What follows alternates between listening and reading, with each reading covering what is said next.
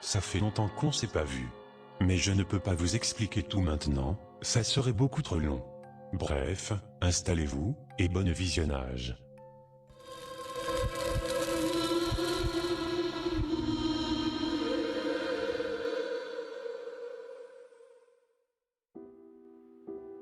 Fiston, nous devons avoir une discussion à propos d'Internet. C'est ce que j'ai dit à mon fils alors qu'il était sur son ordinateur. Il était en train de jouer à Minecraft, sur un serveur public. Il était absorbé par le jeu, les yeux rivés sur son écran. On pouvait voir des lignes de conversation défiler sur le canal de discussion. Fiston, peux-tu arrêter ton jeu quelques minutes? Pour une fois, il a accepté de quitter le jeu et d'éteindre l'ordinateur. Il m'a demandé si j'allais encore lui raconter une de mes histoires ringardes. J'ai fait semblant d'avoir le cœur brisé en lui faisant remarquer que d'habitude, il avait l'air de les aimer, mes histoires ringardes. Il avait grandi en écoutant mes histoires, qui parlaient d'enfants rencontrant des sorcières, des fantômes, des loups-garous, des trolls. Comme beaucoup de parents, j'ai utilisé ces contes pour, en quelque sorte, apprendre la prudence à mon fils.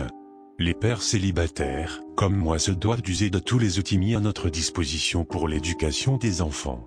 Il m'a gentiment dit que ça lui plaisait quand il avait 6 ans, mais que maintenant qu'il avait grandi, ça ne lui faisait plus peur et qu'il trouvait même ça un peu stupide.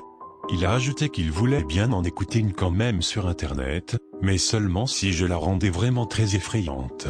J'ai un peu hésité, mais il m'a rappelé qu'il avait 10 ans et qu'il n'était pas un froussard, alors j'ai dit que j'allais essayer. On est descendu dans le salon, et j'ai commencé à raconter l'histoire. Il était une fois, un garçon nommé Colby. On pouvait voir la déception sur son visage. Il avait l'air de se dire encore une histoire pour gamin de papa. Colby s'était connecté à Internet et avait navigué sur plusieurs sites pour enfants. Au bout d'un moment, il avait commencé à parler à d'autres enfants, via des jeux online, ou sur des forums. Il s'était lié d'amitié avec un autre garçon de 10 ans, nommé Elper23. Ils aimaient les mêmes jeux vidéo et les mêmes séries. Ils rigolaient aux blagues de l'un et l'autre. Ils découvraient de nouveaux jeux ensemble. Après plusieurs mois d'amitié, Colby avait offert 6 diamants dans le jeu sur lequel il jouait alors. C'était un cadeau très généreux.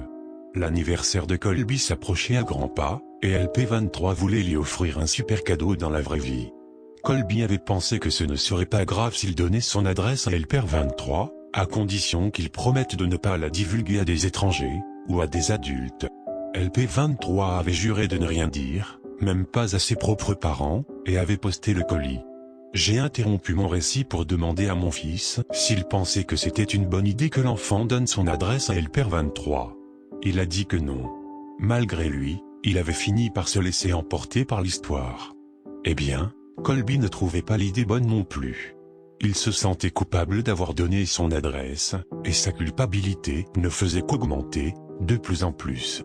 Alors qu'il enfilait son pyjama la nuit suivante, sa culpabilité et sa peur étaient telles qu'il n'avait jamais ressenti quelque chose de si fort auparavant.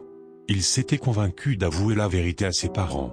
La punition serait dure, mais au moins il aurait la conscience tranquille. Il s'est glissé dans son lit, en attendant que ses parents viennent lui souhaiter bonne nuit.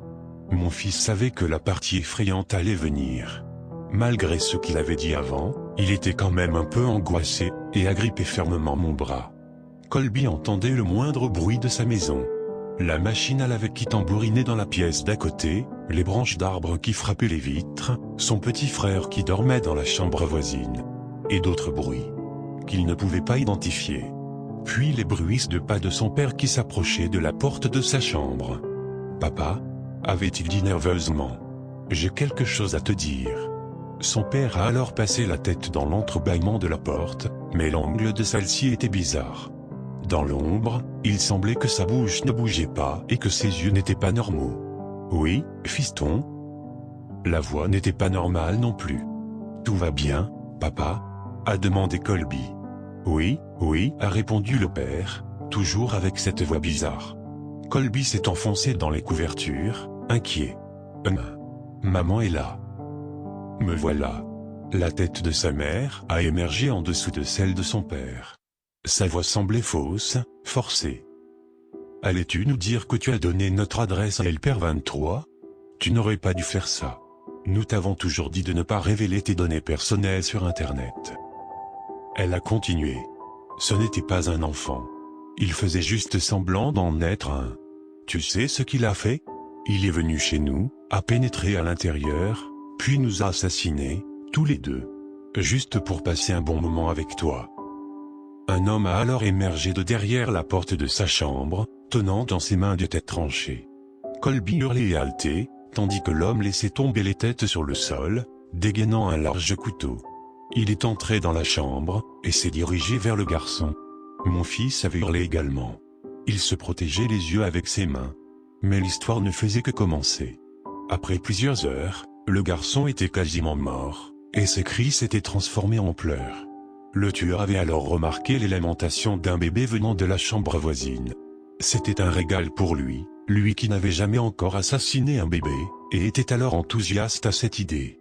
LP23 a retiré le couteau du ventre de Colby, le laissant à l'agonie, avant de suivre les cris dans la maison, comme un appel des sirènes.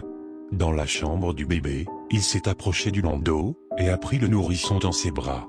Il s'est dirigé vers la lumière pour mieux le voir. Alors qu'il le tenait dans ses bras, les pleurs du bébé se sont arrêtés. Il souriait. LP23 n'avait jamais encore tenu un bébé dans ses bras, mais il le berçait comme s'il avait fait ça toute sa vie. Il a essuyé ses mains ensanglantées sur une couverture, afin qu'il puisse caresser la joue du bambin. Et, coucou toi. La lueur de sadisme dans son regard s'était éteinte, laissant place à un regard bienveillant et chaleureux. Il est sorti de la chambre, l'a nommé William et a décidé de le ramener chez lui pour l'élever comme son propre enfant. Une fois mon histoire finie, mon fils était visiblement troublé. Entre deux respirations saccadées, il a balbutié, « Mais papa, je m'appelle William aussi. » Je lui ai fait un clin d'œil complice, tout en caressant ses cheveux. « Et je le sais bien, fiston. » William est remonté dans sa chambre en courant, et en pleurant toutes les larmes de son corps. Mais au fond, je pense qu'il a aimé l'histoire. Merci d'avoir regardé la vidéo, je sortirai plus en ce moment, si vous voulez savoir le pourquoi de cette absence. Vous le saurez bientôt. Si vous voulez, vous pouvez vous abonner, et je vous dis à bientôt. Bonne nuit.